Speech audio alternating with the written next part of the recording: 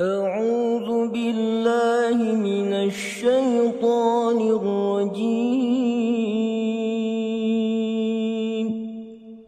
بسم الله الرحمن الرحيم. Ustaz tadi menyampaikan terkait dengan ada bagian tubuh kita yang kita bisa rasa, kita lihat, badan dan juga ruh. Yang ingin saya tanyakan adalah konsep ruh. Jika ada teman kami yang memang non-muslim, lalu kemudian menanyakan terkait tentang konsep ruh ini, yang mana mungkin pemikirannya ada pemikiran dari sisi materialis. Apa yang bisa kita jawab tanpa harus melanggar syariah yang kita pahami? Itu saja Ustaz, terima kasih. Assalamualaikum warahmatullahi wabarakatuh. Waalaikumsalam warahmatullahi wabarakatuh. Hampir semua agama meyakini adanya ruh. Makanya orang barat yang berfilsafat materialisme sekalipun, tetap ketika terjadi kecelakaan di laut, di udara, mereka tetap menyebut SOS, Save Our Soul. Selamatkan ruh, selamatkan jiwa kami. Dan kita sebagai orang Indonesia, walaupun ada non-muslim, sepakat itu. Maka dia katakan, bangunlah jiwanya, bangunlah badan. Bangunlah jiwanya, bangunlah badannya. Kalau ada agama di Indonesia yang tidak percaya ada roh, maka saat nyanyi itu dia diam aja. Bangunlah, bangunlah badannya. Karena yang dia lihat hanya badan. Jadi hampir semua meyakini ada roh, bahwa nanti kita akan mati, ruh kita akan diadili. Perbedaannya hanya pada konsep Allah, bahwa kita meyakini qul huwallahu ahad, esa tunggal tak berbilang, Allahu samad, meminta hanya kepada dia saja, tak boleh minta kepada yang lain. Lam yalid, dia tidak beranak, walam yulad, dia tidak diperanakkan. Dipejam mata nampak bayang-bayang hitam, kuning, hijau, terlintas macam-macam gambar, itukah dia? Ma khatara bibalik fallahu laisa kadzalik. Apa yang terlintas di pikiranmu maka itu bukanlah Tuhan.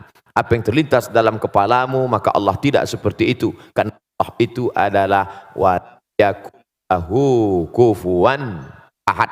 Tak ada satupun yang setara dengan dia. Insya Allah dengan orang di Indonesia selesai, walaupun non muslim, karena mereka percaya kepada roh. Bagaimana dengan kawan yang bukan orang Indonesia, atau orang Indonesia tapi terkontaminasi kepalanya dengan aliran ateis?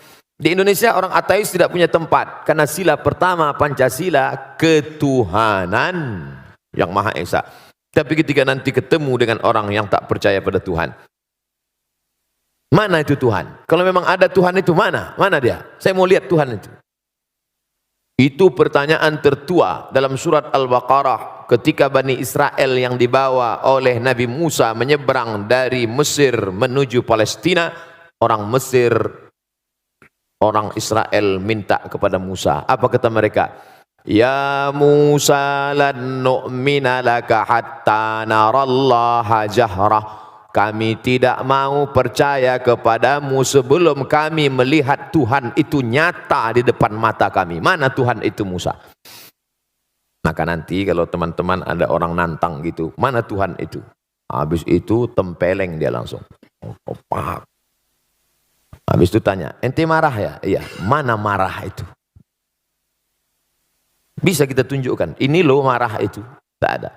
Marah, benci, rindu, cinta, rasa, tak ada. Maka setiap orang yang ingin mengungkapkan rasa dengan kata-kata, kata terlalu miskin untuk mewakili rasa. Semua kata yang diungkapkan untuk mewakili rasa yang tak kelihatan itu, semua kata itu dusta. Contohnya, ini yang baru-baru kenal lalu ingin nikah, perempuannya nggak mau diajak nikah. Apa kata si laki-laki? Kan ku nanti kau 1000 tahun lamanya. Bohong. 1000 tahun. 40 aja udah kena diabetes. Oleh sebab itu ini bicara tentang ada rasa. Ketika Imam Abu Hanifah, namanya Nu'man bin Thabit, nama populernya Imam Hanafi, bertemu dengan ateis yang tak bertuhan. Hanafi, kalau memang Tuhan itu ada, mana dia? Imam Hanafi berkata, kebetulan mereka bicara di tepi laut. Engkau pergi ke tengah laut naik kapal kayu. Sampai di tengah laut terombang-ambing, dipukul ombak, dihempas gelombang. Kakimu tidak injak ke bawah, tanganmu tidak menggapai apa-apa, tepian tidak kelihatan. Dan engkau hanya berpegang pada satu kayu pecahan kapal. Apakah dalam hatimu ada merasa di sana ada kekuatan yang maha besar? Ya, itulah Allah. Hanya saja kau tak tahu siapa namanya. Datang Muhammad sallallahu alaihi wasallam mengasih tahu bahwa nama dia. Siapa dia? Allahu la ilaha illa huwal hayyul qayyum. Apakah dia mengantuk kalau tidur malam? La ta'khudhuhu sinatun wala naum. Apa harta punya dia? Tuhan itu kaya. Lahu ma fis samawati wa ma fil ard. Selain daripada dia ada yang bisa ngasih pertolongan. Man dzalladzi yashfa'u indahu illa biiznih. Tahu tak dia apa yang ada terbersit dalam hati saya? Ya'lamu ma baina aydihim wa ma khalfahum wa la yuhituna bi syai'in min ilmihi illa bima syaa'. Bagaimana kekuasaan dia? Apakah dari Sabang sampai Merauke? Wasi'a kursiyyuhus samawati wal ard. Sulitkah dia mengatur berapa tetes hujan yang jatuh di sana? Berapa buah yang matang di sana? Berapa anak ikan, cacing-cacing tanah di dalam sana? Man dzalladzi yashfa'u illa bi'idznihi ya'lamu ma baina aydihim wa ma khalfahum wa la ya'uduhu hifdzuhuma.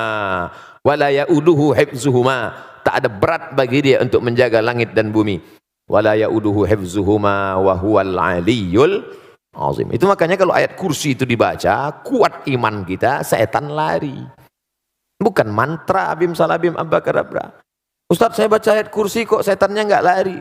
Orang ente 11-12 sama setan. Oh, lari. Kuat kan? Kira-kira itulah yang dapat saya jawab.